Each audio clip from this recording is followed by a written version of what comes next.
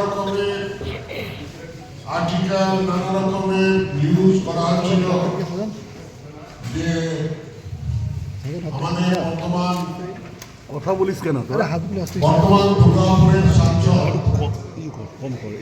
নিজের তহবিল থেকে কিছু করেন। এটা ব্যাপার হচ্ছে it is a communication between district magistrate of respective state, respective area and the member of parliament. তার মাঝখানে ডিস্ট্রিক্ট প্ল্যানিং অফিসার ডিপিএলও থাকে। তারপর যখনই ওনারা কোনো জিনিস স্যাংশন করেন বা সার্ভে করতে বলেন তো নিচে ভিডিওর কাছে আসে, আর ভিডিও তখন যে নির্বাচিত পঞ্চায়েত প্রধান আছে তার সঙ্গে চর্চা করে। তখনই ঠিক মেরে দেওয়া হয় লাল কলম দিয়ে, এটা করার দরকার নেই, এটা করতে হবে। আর এটা যদি করতে হবে ঠিকানা কারা পাবে, কোন এজেন্সি করবে? আমাদের এমপি ল্যান্ড গাইডলাইনে লেখা আছে যে মেম্বার অফ পার্লামেন্ট রিকমেন্ডেশন করতে পারে কিন্তু এজেন্সির নাম লিখতে পারে। আমি বলতে পারি না কোন এজেন্সি তাকে করবে। Implementing agency district magistrate decide করে, আর ডিস্ট্রিক্ট ম্যাজিস্ট্রেটের প্রতিনিধি রূপে এডিএম বা বিডিও ডিসাইড করে। আমাদের নর্মালি 5 কোটি টাকা প্রত্যেক বছরে এমপি ল্যান্ডের তহবিলে দেওয়া হয় এমপিদের। 5 বছরের 25 কোটি টাকা হওয়া উচিত, কিন্তু দুর্ভাগ্যবশ এবার করোনা 2020 সালে আরম্ভ হয়ে গেল। আমরা অনেক প্রিয়জনকে হারিয়েছি। আপনাদের মধ্যেও পরিবারে নিশ্চয়ই কোনো এমন অঘটন ঘটে গেছে। সেই সময় লকডাউন ছিল, টোটাল বন্ধ ছিল, কিন্তু প্রধানমন্ত্রী তখন এটা দেখলেন যে আমাদের আইসোলেশন এর জন্য কোনো জায়গা নেই, হসপিটালের ব্যবস্থা নেই। তো তার জন্যে উনি এমপিদের এই যে এমপিদের টাকা আছে তার মধ্যে থেকে টাকাটা পিএম কেয়ারে ট্রান্সফার করে। তো আমরা প্রথম যেটা 2.5 কোটি টাকা পেয়েছিলাম সেটা আমার তহবিলে এসেছিল। পরবর্তীকালে টোটাল 5 বছরের টার্মে 17,50,00,000 টাকা আমরা পেয়েছি। সারা ভারতবর্ষের এমপিরা সেই অ্যামাউন্টটাই পেয়েছি। কিন্তু তারপর এর উপরে যে কাজগুলো হয় তার উপরে ট্যাক্স কাটা হয়, জিএসটি আছে, বিভিন্ন রকমের ট্যাক্স আছে, কাটা যায়। তো সেটা গিয়ে দাঁড়ায় একটা অ্যামাউন্ট, যেটা আমি 100% ইউজ করলাম, সেটা 16,80,91,000। তার মধ্যে 17 কোটির মধ্যে 17,50,00,000 মধ্যে কেটে যা বাঁচল তার হিসেবটা হচ্ছে 16,80,91,932 টাকা। তার মধ্যে হয়েছে কি, এর মধ্যে আরেকটা হয়েছে কি, আগে ডাইরেক্ট আমরা ডিএম কে লিখতাম, কিন্তু বিভিন্ন জায়গা থেকে কমপ্লেন্ট যাচ্ছিল যে যেখানে বিভিন্ন সরকার আছে, ডিএম এর স্যাংশন করার পাওয়ার আছে, সেই পাওয়ারটা সে দুরুপয়োগ করছিল বলে এটাকে পোর্টালে, একটা ন্যাশনাল পোর্টালে ঢালার নির্ণয় হলো। সেটা এপ্রিল 2023 থেকে। তো সেখানে যত টাকা আছে সেখানে ঢালতে আমরা শুরু করলাম, আর ওখান থেকেই একটা নির্ণয় হতে শুরু হলো যে এটাকে স্যাংশন দিতে হবে, অ্যাপ্রুভ করতে হবে। তখন আর তার বাধ্যতা হয়ে গেল তাদের। তো এই আমার অফলাইন রিকমেন্ডেশন ছিল 2,55,00,000, আর অনলাইন রিকমেন্ডেশন আছে আমার 14,21,00,000। আর কিছু কিছু যোজনা যেখানে এস্টিমেটে গন্ডগোল হলো, তো তার মধ্যে বললো যে 1 লাখ টাকা বাড়িয়ে দিন, 2 লাখ টাকা বাড়িয়ে দিন, তার তেমন 4,91,000 টাকা এক্সটেনশনের জন্য দেওয়া হলো। টোটাল 16,80,00,000।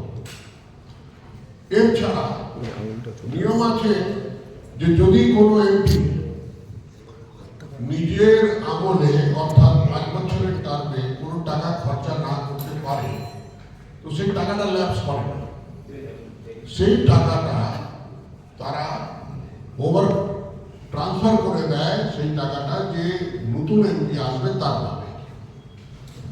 তো শহীদুল হকের টাকা প্রায় 1,23,00,000 টাকা 15th লোকসভা শহীদুল হক সিপিএম এর এমপি, ওনার প্রায় 1,23,89,000 সেটা আনস্পেন্ড ছিল, এটা মমতাজকে ট্রান্সফার করা হবে। উনিও সেটাও খরচা করতে পারেননি, আর নিজেরটাও খরচা করতে পারেননি 2,98,80,000। তো সিপিএম এর আনস্পেন্ড মানি আর টিএমসির আনস্পেন্ড মানি আমার নামে ট্রান্সফার করা হলো।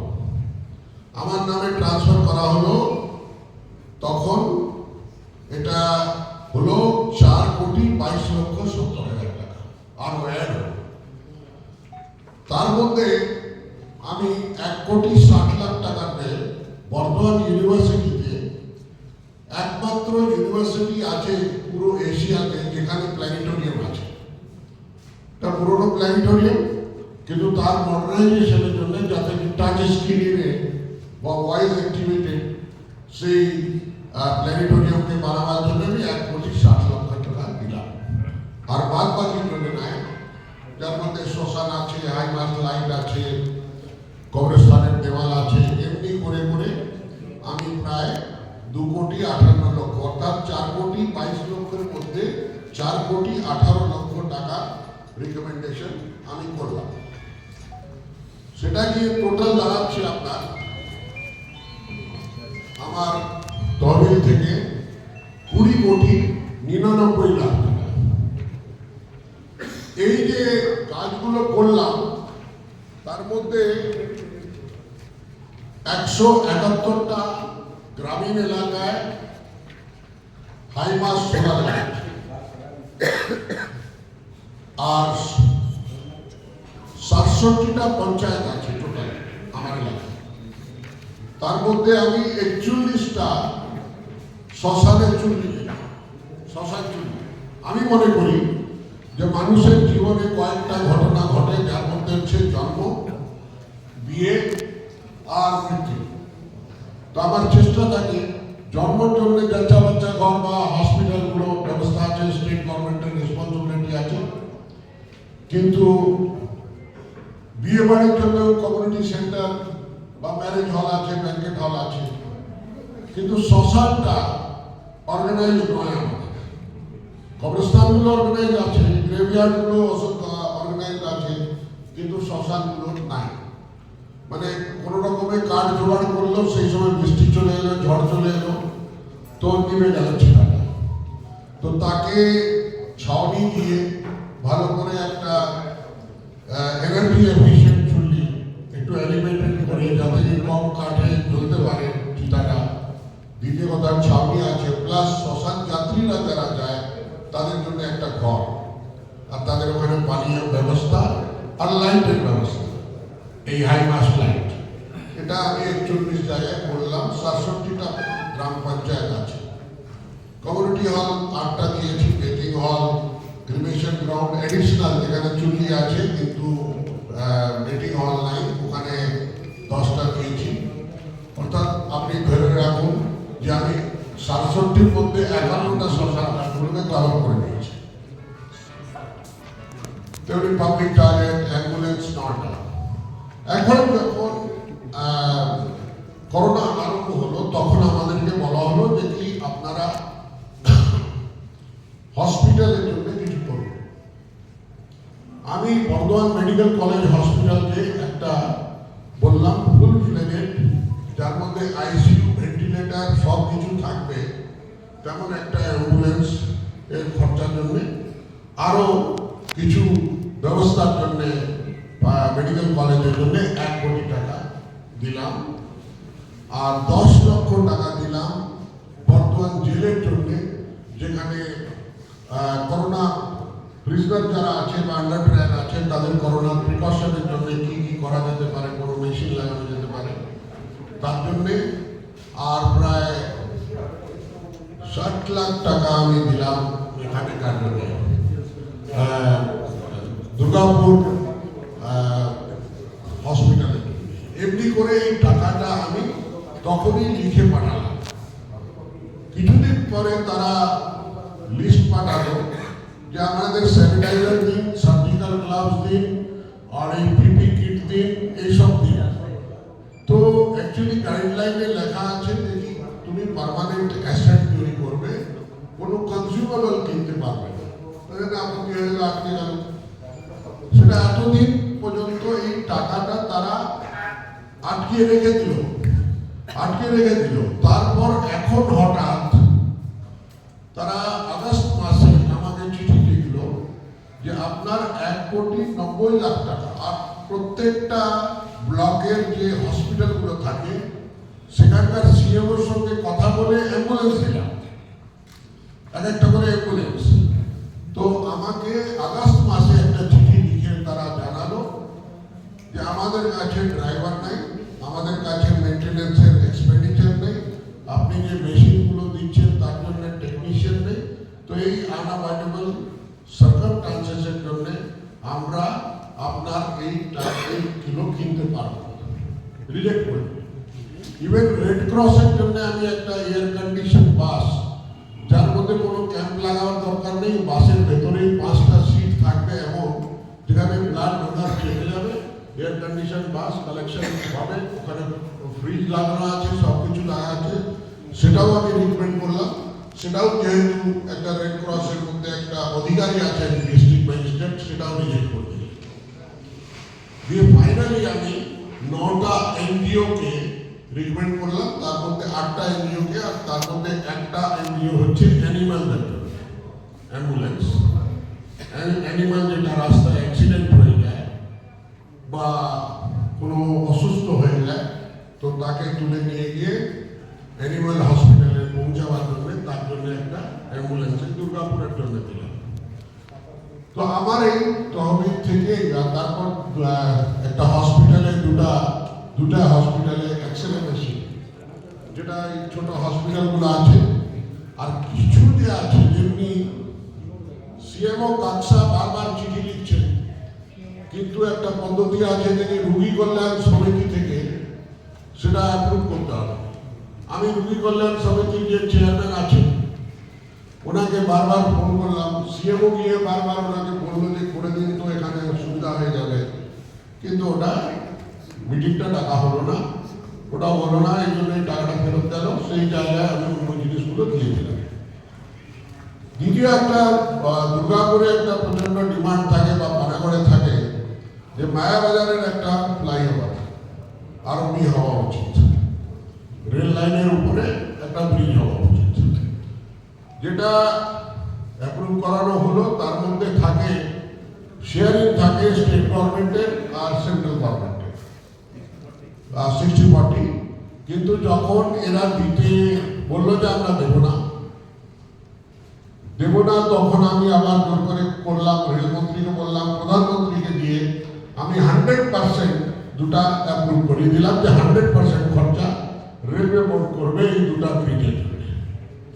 এখন এই দুটা ব্রিজের জন্য রেলওয়ে বোর্ড করবে, তার জন্য অ্যাসেসমেন্ট করতে যখন গেল, তো কিছু জমি স্টেট গভর্নমেন্ট থেকে লাগবে।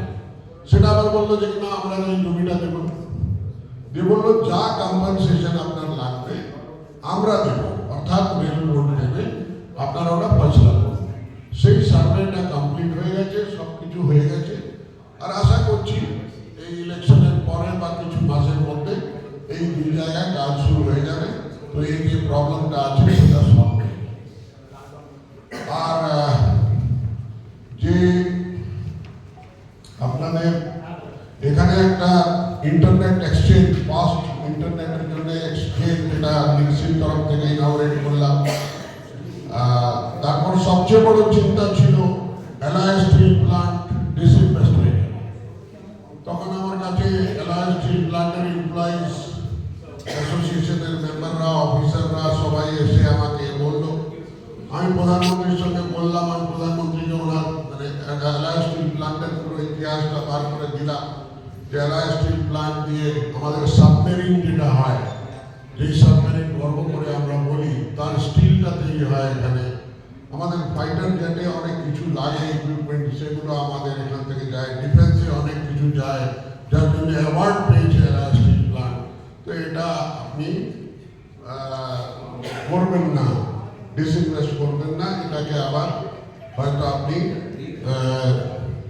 মডার্নাইজেশনের জন্য টাকা পয়সা দিয়ে এটাকে চালান। তো সেটা ড্রপ করা হলো, লিস্ট থেকে ড্রপ করা হলো, কাজ হচ্ছে। আর আশা করছি যে এলআই স্টিল প্ল্যান্ট আবার একটা মডার্নাইজ প্ল্যান্ট হয়ে দাঁড়াবে। আপনি জানেন যে দুর্গাপুর স্টিল প্ল্যান্টের জন্য মডার্নাইজেশনের জন্য টাকা এসছে। যখন ডিটিপিএস এর এক একটা ইউনিট যখন বন্ধ হচ্ছিল, তখন সবাই ডিটিপিএস এলাকার লোকে এসে বলছিল যে তার মানে কি আর বিদ্যুৎ উৎপাদন দুর্গাপুরে হবে না? তখন আমি বলেছিলাম আপনারা চিন্তা করুন না, নিশ্চয়ই হবে। এই টেকনোলজিটা পুরনো টেকনোলজি হয়ে গেছে, আর নতুন টেকনোলজি আমরা নিয়ে আসবো। অ্যান্ড ফাইনালি 800 মেগাওয়াটের ultra super critical power plant sanction হয়ে গেছে। আপনারা 1.5 মাস আগে জানেন যে বিবিসির চেয়ারম্যান এসেছিলেন, উনি প্রেস কনফারেন্স করলেন, আপনারা সবাই উপস্থিত ছিলেন। উনি বলে গেলেন এটা হবে। আর ওই যে এন্টায়ার টাউনশিপ এরিয়া যা ছিল, সেগুলো সমস্ত ওখান থেকে তুলে নতুন জায়গায় তাদের টাউনশিপ হবে, আর সেই টাউনশিপে তারা শিফট হবে। কিন্তু ওই 400 একর জমি, পুরো একর জমির উপরে ওই অত বড় একটা প্ল্যান্ট হবে, যেটা এই এলাকার জন্য এমপ্লয়মেন্ট প্লাস আলোকিত করার জন্য বা ইন্ডাস্ট্রির জন্য একটা ভালো গ্রিন এনার্জির মতন এনার্জি প্রডিউস করবে। আর আমার প্রধানমন্ত্রী তহবিল থেকে প্রায় 120 জনকে ক্যান্সার রোগী বা হার্টের পেশেন্ট, কিডনির পেশেন্ট, তাদের ট্রিটমেন্টের জন্য ব্যবস্থা করেছি। প্রায়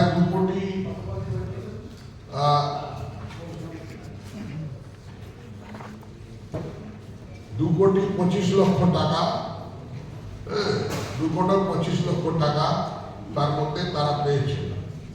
এছাড়া আমার কিছু নীরবে কাজ করার অভ্যাস আছে। প্রায় 57টা পরিবার আছে যারা সরকারি হসপিটালে হয়তো ট্রিটমেন্ট করে নিল। যেমনি আপনারা জানেন যে একবার কেমোথেরাপি হলে 14 দিন তাদেরকে ওষুধ খেতে হবে, আর সেই ওষুধগুলো খুব কস্টলি ওষুধ আছে, সে কিনতে পারে না বলে সে মারা যায়। মানে কেমোথেরাপির পেশেন্টটা বিয়ে করতে পারে না, আর আবার নেক্সট করে কেমোথেরাপি করতে পারে না। এমন প্রায় 57 জন পরিবারকে আমি আমার ওষুধ পাঠাই।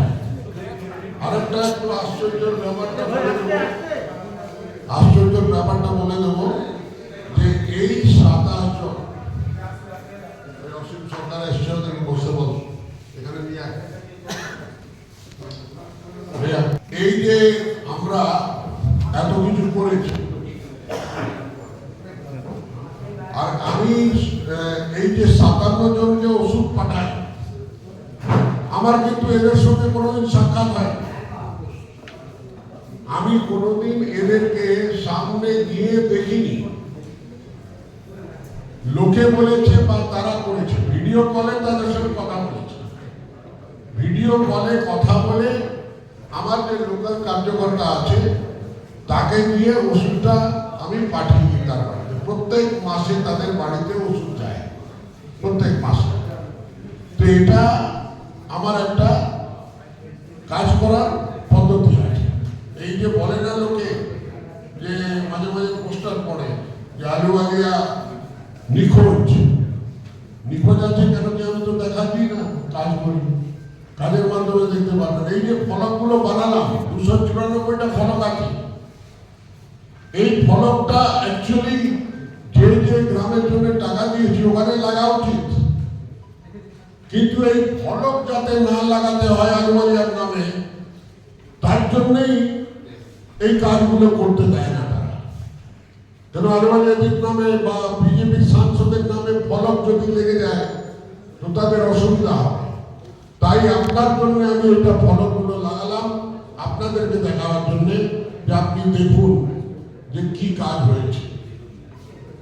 আর এরপর বিশেষ করে কিছু পত্রকার বন্ধু আছে খুব ভালো বাংলা লেখেন, খুব ভালো আর্টিকেল লেখেন। আর্টিকেল ভালো লেখা উচিত, ভাষা ভালো লেখা উচিত, আরো তারা উন্নতি হোক, কিন্তু তথ্যগুলোও একটু সত্যি হওয়া উচিত। আর তথ্য যদি সত্যি না হয় তবে কিন্তু ঝামেলা আছে, ঝামেলা আছে। আর যে তথ্যহীন যে নিউজগুলো করে তারা, তাদেরকে উচিত যে প্রথম পাতায় যে কথাগুলো লিখেছিল তারা, সেই প্রথম পাতায় আজকের এই ভিডিও কনফারেন্সেরটা টোটাল এই যে কন্টেন্টটা আছে, এই যে আমার 5 পাতা 6 পাতা নিয়ে লিফলেট আছে, সেটা লাগানো উচিত। প্রেস কাউন্সিল অফ ইন্ডিয়া বলে যে তথ্যবিহীন কোনো কথা বললে আপনাকে যদি সাবস্টেন্সিয়েট না করতে পারেন আপনার শাস্তি হতে পারে, আপনার পেপার ক্যান্সেল হতে পারে, আপনার পিআইবি কার্ড ক্যান্সেল হয়ে যেতে পারে। কিন্তু তথ্য ছাড়া এখন যখন তথ্য আপনার সামনে এসছে সেটা প্রকাশিত করা আপনাদের ধর্ম আছে, আপনাদের কর্তব্য আছে। It is one of your duty. এটা তাদের জন্য বলছি যারা প্রথম পাতায় আর্টিকেল লিখে আমার বিরুদ্ধে এইসব প্রচার করেছে। সবার জন্য নয়, কিন্তু সবাই আপনারা যেভাবে লেখেন, কেন কি মিডিয়ার মাধ্যমে আপনারা যখন ক্রিটিসাইজ করেন তখন আমি মনে করি কাঁসার বাসনে একটু দাগ হয়ে গেলে তাকে একটু তেঁতুল দিয়ে মাজতে হয়। তো আপনারা তেঁতুল দিয়ে মাজার কাজ করেন। আমার যদি কোনো ভুল ত্রুটি হয় আপনারা আপনাদের মাধ্যমে আমাকে জানিয়ে দেন যে আলওয়ালিয়াদি আপনি you are wrong in the wrong mood. আমি তাকে শুধরাবার চেষ্টা করি আর আমি সঙ্গে সঙ্গে বিড্র করি, আই এম সরি, নিশ্চয়ই আমাকে এইভাবে নয় এইভাবে করা উচিত। তাই আজকে আবার বলছি আপনারা দীর্ঘজীবী হন, আপনাদের কলমের শক্তিটা আরো বাড়ুক, আপনাদের প্রচার প্রসারের সামগ্রীটা আরো বাড়ুক, কিন্তু তথ্যটা ভালো হওয়া উচিত। ফ্যাক্ট চেকের যুগ আসছে, ফ্যাক্ট চেকের যুগ যখন আসছে তো মিথ্যা প্রচারটা বন্ধ হবে, সত্যি কথাটাই সামনে আসা উচিত। আমি তো দেখুন গুরু পরম্পরা মাননেওয়ালা লোক, গুরু নানক একটা কথা বলেছে, সব জায়গায় ভালা मैं मंदा, অর্থাৎ সবাই ভালো আছে আমি খারাপ আছি, আমাকে ভালো হওয়ার চেষ্টা করতে হবে। তো আমি আপনাদের কথায় ভালো হওয়ার চেষ্টা করব, কিন্তু আমার যেটা বাণী আছে সেটাও শুনে নিন। মানুষ আপন টাকা পাও, যত পারিস মানুষ ধর। তাকে যদি নিশ্চয়ই যদি নিয়ে আসেন কাউকে, কোনো লোককে, যে আলওয়ালিয়াদি এখানে 5 বছর থাকাকালীন আমার কাছে একটা সিকি নিয়েছে, একটা সিকি নিয়েছে, আমি নতমস্ত হয়ে যাব। কেউ যদি বলে যে আমার কাছ থেকে 1 সিকি নিয়েছে, সিকি মানে বোঝেন তো? হ্যাঁ, অনেকে বোঝে না। 4 আনা, 4 আনাকে বলা হয় বাংলাদেশে সিকি, আর 8 আনাকে বলা হয় আধুনিক। আমি সেই যুগের লোক, সেই জন্য বলছি যে কেউ যদি বলে যে 1 সিকি আমার কাছ থেকে নিয়েছে, আমি নতমস্ত হয়ে যাব। ধন্যবাদ। এইটুকু বলার ছিল। আপনাদের কোনো প্রশ্ন থাকলে নিশ্চয়ই করবেন। আমার সঙ্গে দিলীপরা উপস্থিত আছেন, আমাদের সিনিয়র লিডার। ওনার জীবনটা, উনি যখন আরএসএস এর প্রচারকের জীবনটা আরম্ভ করলেন, এই দুর্গাপুর থেকে আরম্ভ করলেন। এই দুর্গাপুরে যেখান থেকে আরএসএস এর প্রচারকের রূপে উনি কাজ আরম্ভ করেছিলেন, আজকে সেখান থেকে প্রতিনিধি হওয়ার সুযোগ প্রধানমন্ত্রী নরেন্দ্র মোদীজি, মাননীয় অমিত শাহজি, নাড্ডাজি করে দিয়েছেন।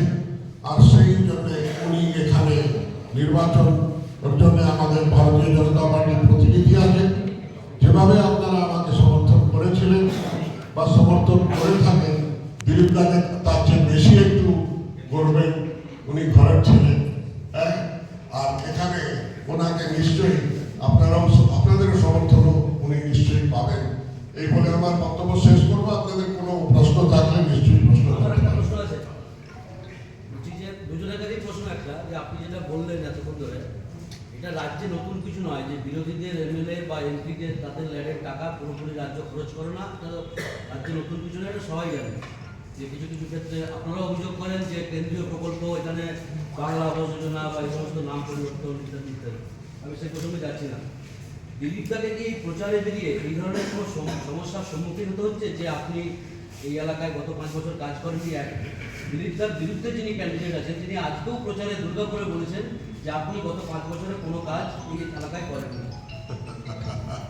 সেটাই বলছি যে তার প্রমাণ আজকে দিয়ে গেলাম। ওনার যদি উনি অন্ধ হয়ে যান, এটা উনি যদি না দেখতে পারেন, তবে আমি তো কিছু করতে পারি না। ধৃতরাষ্ট্র হয়ে যদি দেখেন, হ্যাঁ, তখন আমি কিছু করতে পারি না। আমি তো বলবো যে নির্বাচনে নেমেছেন, অর্জুনের মতন চোখ রাখুন। আর অর্জুনের মতন চোখ রাখলে আপনাকে সব কিছু দেখতে পাবেন। আর আজকের এই জিনিসটা আপনি একটু ভালোভাবে ওনাকে দেখিয়ে দেবেন যখনই উনি কথাটা বলবেন। ধন্যবাদ। আমি পাঠিয়ে দেবো। বলছি আমি একটা জিনিস কীর্তি আজাদকে এইটা পাঠিয়ে দেবো। আমি বলছি 294টা ফলো, তার মধ্যে 213টা রেকমেন্ড হয়েছে। না 213টা রিকমেন্ড না। আপনি দেখুন তার নিচে ফাইনাল লিস্টটা দেখুন। ফাইনাল লিস্টটা দেখুন। স্যাংশন হয়েছে 61টা। না ফাইনাল লিস্টটা দেখুন। যে 20 কোটি 99 লক্ষ যেটা আছে, সেই অ্যামাউন্টে হ্যাঁ আলাদা করে রিকমেন্ডেশন কত হয়েছে সেটা লেখা হয়। এবার কথা হচ্ছে এক ম্যাক্সিমামে এই ঘটনাতে দেখা যাচ্ছে যে এখনো রেকমেন্ড হয়নি বা না রিকমেন্ড হয়ে গেছে। টেন্ডার প্রসেস হয়নি। না আমি বলছি তো টেন্ডার প্রসেস ওরা করবে। তার মানে তো সেই আপনি একটা এমপি ল্যান্ড গাইডলাইনটা পড়ে দেবেন, তাতে আমাদের রিকমেন্ড করার অধিকার আছে।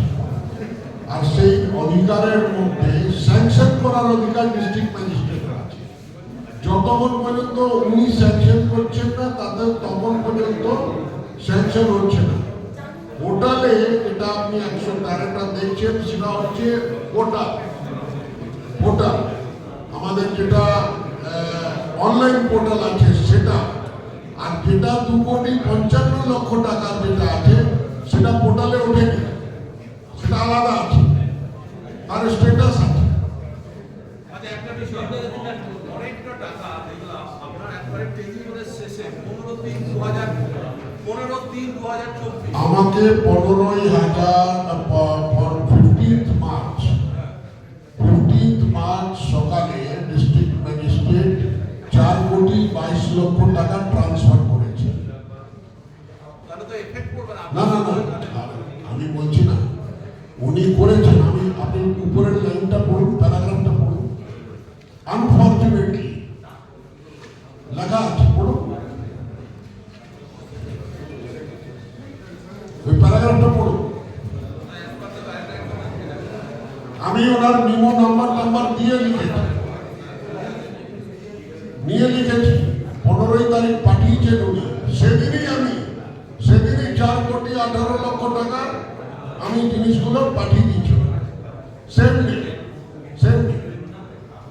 তাহলে এটা তো কনস্পিরেসি। না এটা তো তারা জানবে, তাদেরকে জিজ্ঞেস করবে। না আমি কাউকে দোষারোপ করব। দিলীপ দার বিরুদ্ধেও কি মেদিনীপুরে একই অভিযোগ আসছে যে কাজ করেনি বিগত 5 বছরে? ঠিক আছে, বলছেন। আমি আপনাদেরকে একটা আমার তরফ থেকে কাগজ দেওয়া হয়েছে, এত ডিটেলস করে নিয়ে ওটা মেদিনীপুরের লোককে দেবো, কিন্তু কত অ্যামাউন্ট আর কি প্রজেক্টের টাকা দিয়েছি এটা দেওয়া আছে। যেটা আপনারা প্রশ্ন করছেন কনস্পিরেসি কিনা, আমরা এমপি হওয়ার পরে আমি প্রথমবার হয়েছিলাম, ফার্স্ট 2.5 কোটি টাকা আসার পরে করোনা হয় 2 বছর পর্যন্ত, আর 1.5 বছরের টাকা সরকারও আটকেছে, ভ্যাকসিন ইত্যাদির জন্য দেয়নি। 25 কোটির জায়গায় 17 কোটি পাওয়ার কথা। আমার কাছে 7 কোটি টাকা আসছিল। নিয়ম মতো আমরা রেকমেন্ড করি, সেটা টাকাটা অ্যালাউট করেন ডিএম, বিডিওরা বা যেখানকার তখনকার ইমপ্লিমেন্টের অথরিটি, তারা টাকাটা টেন্ডার করে, ওয়ার্ক অর্ডার দেয়, কাজ হয়। কাজ হওয়ার পরে সার্টিফিকেট আছে, ইউসি আছে, তো ইউসি এলে আবার পরের টাকা আসবে। এটা হচ্ছে নিয়ম। কারণ কাজ যদি না হয় ইউসি আসবে না। আর যাতে কাজ হয় তার জন্য আমরা বিডিও অফিস ঘেরাও করেছি, রাস্তা ঘেরাও করেছি, 2 বছর পর্যন্ত টাকা পড়েছে। আর 7 কোটি টাকা দিয়ে তারা ইউসি দিচ্ছে না, টাকা আসেনি। আমি কিন্তু দেখুন ফার্স্ট যে বড় বড় লেখা আছে লিস্টে 14-14.5 কোটি টাকার আমি কিন্তু প্রজেক্ট দিয়ে গেছি, আজও কালও 17 কোটি টাকা দিতে হবে। আর যেটা বললেন আপনার আলিওয়ালাজিকে এই বছর 10 কোটি টাকা এসেছে, সেটা সেকেন্ড একটা ছোট ছোট লেখা আছে, সেটা লাস্টে আসার পরে বাকি প্রজেক্ট আমি দিয়েছি, পেয়ে যাবেন জিজ্ঞেস করছেন। তো 16,99,99,000 টাকা আমি পুরো প্রজেক্ট দিয়েছি, 16,99,99,000 প্রায় 17 কোটি। এটা আবার পুরোটা আমাদেরকে দেয় না, এতে 50 লক্ষ টাকা আমার ইন্টারেস্ট আছে। এই যে টাকাটা আমরা ফেলে রেখেছি, কাজ করেনি, সেই ইন্টারেস্ট আমি পেয়েছি, ওই অ্যাকাউন্টে জমা আছে প্রায় 50 লাখ। ট্যাক্স কাটা যায়। তার মধ্যে ট্যাক্স কেটেছে প্লাস 20 লাখ টাকা ডিস্ট্রিক্ট অফিস সার্ভিস চার্জ নাই, তাদের ডিপার্টমেন্ট যেহেতু কাজ করছে এসব ব্যাপার। তো সে মিলিয়ে প্রায় 17 কোটির প্রজেক্ট, তার মধ্যে 14 কোটির প্রজেক্ট আমি আগে দিয়ে দিয়েছিলাম। আর এই টাকা যেটা বললেন যেদিন এসছে আমার রেডি ছিল, পরের দিন আমরা সেটা দিয়ে দিয়েছি। এখন এই প্রজেক্ট চলে গেছে, আজ হোক কাল হোক ডিপার্টমেন্টকে কাজ করতে হবে, যেখানে গেছে তারা সেই লাভ পাবে, এটা লোকাল অ্যাডমিনিস্ট্রেশনের কাজ। তো আমি এখানে 17 কোটি টাকা হিসাব দিই, প্লাস পরের পাতায় দেখুন কোন কোন হেডে কি কি কাজ আমি করিয়েছি দিয়েছি। প্রায় 400 প্রজেক্টে আমি এখানে দিয়েছি। তার মধ্যে সাবমার্সিবল পাম্প 60টা 59টা, এই যে লাইট যেগুলো ইলেকট্রিক্যাল লাইট, তাতে কি সমস্যা হয়, যেহেতু পঞ্চায়েত আমার নাই, কে বিল দেবে? এই কন্ট্রোভার্সি আসার জন্য আমি পরে আবার বিভিন্ন কোম্পানির কাছ থেকে সিএসআর ফান্ডের 250 সোলার লাইট লাগিয়েছি। 500 স্যাংশন হয়েছে, 250 লেগে গেছে, আর 500 প্রসেসের মধ্যে আছে, তার কেউ বিল দেবে না। তারপরে রোড ছোট বড় নিয়ে 179টা, ড্রেন 22টা, পুকুরের গাড়োয়াল 6টা, ব্রিজ 6টা, কালভার্ট 1টা, স্কুল প্রজেক্ট 20টা, বাদ সানের ঘাট 2টা, কাউ শোল্ডার 1টা, প্যাসেঞ্জার ওয়েটিং রুম 11টা, কমিউনিটি ল্যাট্রিন টয়লেট 4টি, ফিশ মার্কেট 1টা, বার্নিং ঘাট শ্মশান 1টা। আর একটি এনজিওকে আমি 29 লাখ টাকা দিয়েছি, তারা সয়েল টেস্টিং ল্যাব তৈরি করবে কৃষি বিজ্ঞানের উন্নতির জন্য, ওই গ্রামের উন্নতির জন্য আমাদের দাঁতনে। এই নিয়ে কোন পারপাসে কত প্রজেক্ট কত টাকা এটা দেওয়া হয়েছে, এর মধ্যে অর্ধেক হয়েছে, অর্ধেক হয়নি। তা নিয়ে এবার তো সরকারের কাজ আমরা সেকশন দিয়ে দিচ্ছি। এছাড়াও আপনারা জানেন বর্ধমান দুর্গাপুর এলাকা তো সম্পন্ন, মেদিনীপুরে জঙ্গলমহল এলাকা খুবই গরিব, লাল ধুলোর রাস্তা, খাওয়ার জল নেই, বিদ্যুৎ ড্রেনের তো সমস্যা আছে, কিছুই নেই। সেই জন্য আমি এই যে 100টা গ্রামে 59টা গ্রামেতে জলের সাবমার্সিবল লাগিয়ে 100টা বাড়ি জল পাবে, তার জন্য পাইপলাইনের ব্যবস্থা ইত্যাদি করেছি। পরবর্তীকালে আমি দেখলাম যে এই টাকা তো কাজ করতে দিচ্ছে না, আমি প্রায় আরো 15 কোটি টাকা বিভিন্ন কোম্পানির কাছ থেকে সিএসআর থেকে নিয়ে এসে এই যে 250টা লাইট, 500টা লাইট, জলের জন্য প্রজেক্ট, বাতি ইত্যাদি, আরো কিছু মেডিকেল ইকুইপমেন্টস, যেমন আজকাল নতুন হেলথ এটিএম বেরিয়েছে, ওএইচএস থেকে দিয়েছে। যেমন আমরা এক্সরে করি, সেই মেশিনের সামনে আপনি দাঁড়ালে এই সমস্ত রিপোর্ট এসে যাবে কয়েক সেকেন্ডের মধ্যে। 3টে হসপিটাল 3টা লাগানো ইত্যাদি। এবং প্রথমবার আমি করোনার সময় পিপি কিটস, যখন এখানে কেউ জানতো না, আমি দিল্লি থেকে আনিয়ে হসপিটাল দিয়ে আসি। আমাকে হসপিটালে ঢুকতে দেওয়া হয় না, কিন্তু আমি দিয়েছি, তখন তো কাজ করেছি আমরা। এই প্রজেক্ট কার্ড আমি দিয়ে এসেছি। এছাড়া আপনারা জানেন রাজ্য সরকার কাজ করে ডেভেলপমেন্টের, কিন্তু কিছু কাজ, যেমন রেলের একটা খড়গপুর জংশন বড়, সেখানে ফ্লাইওভার থেকে আরম্ভ করে আন্ডারপাস একাধিক, পুরো খড়গপুরের পুরনো শহরের পুরো 40 বছরের পেন্ডিং কাজ আমি করেছি, তার চেহারা পাল্টে গেছে। পাশে বেলদা স্টেশনে 2টো ফ্লাইওভার সেকশন হয়ে গেছে। রাজ্য সরকার জমি দিচ্ছে না, যেটা মাননীয় আলিওয়ালাজি বললেন যে 60-40 আমরা 100% স্যাংশন করেছি, কিন্তু যতক্ষণ না জমি দেবে ফ্লাইওভারটা লাগবে, সেখান থেকে জায়গা খালি না করলে লাগবে কোথায়, আটকে আছে। আর একটা বড় প্রজেক্ট কংসাবতী যে ব্রিজ আছে 50 বছর পুরনো, আপনারা জানেন 40 বছরের ব্রিজ ভেঙে পড়েছে কলকাতায়। ওই ব্রিজ যখন তখন ভেঙে পড়তে পারে, সারা বছর রিপেয়ারিং চলে, খুব জাম হয়। যদি ডিস্টার্ব হয়ে যায়, পুরো জেলার শহর মেদিনীপুর একদিকে, পুরো জেলা একদিকে হয়ে যাবে, কোনো রাস্তা নেই। তো তার জন্য আমি গডকরিজির কাছে গেছিলাম, উনি বলে হ্যাঁ বানা দেন। উনি চেক করে বললেন এটা ব্রিজ হচ্ছে রাজ্য সরকার, যেহেতু বহু পুরনো, আর রোডটা আমাদের ন্যাশনাল হয়ে যাবে। আপনি রাজ্য সরকারকে বলুন একটা খালি চিঠি দিন, কারণ তাদের প্রপার্টি, নাহলে হাত দিতে পারে না। আমি মলয় ঘটক থেকে আরম্ভ করে বিধানসভায় গিয়ে মন্ত্রীদের সাথে দেখা করেছি, চিঠি লিখেছি চিফ সেক্রেটারিকে, কেউ করেনি। ওখানকার পঞ্চায়েত আমাদের ছিল, তার দিয়ে পরবর্তীকালে চিফ ইঞ্জিনিয়ার থেকে কথাবার্তা বলে সেই ব্রিজ এবং শিলাবতী দুটো ব্রিজ 304 কোটি টাকা স্যাংশন করিয়ে এসেছি আমি। নভেম্বর ডিসেম্বর তার টেন্ডার হয়ে গেছে, এখন প্রসেসে আছে। এটা একটা বড় ঐতিহাসিক কাজ হবে, মেদিনীপুরের জন্য বহুদিন পেন্ডিং ছিল।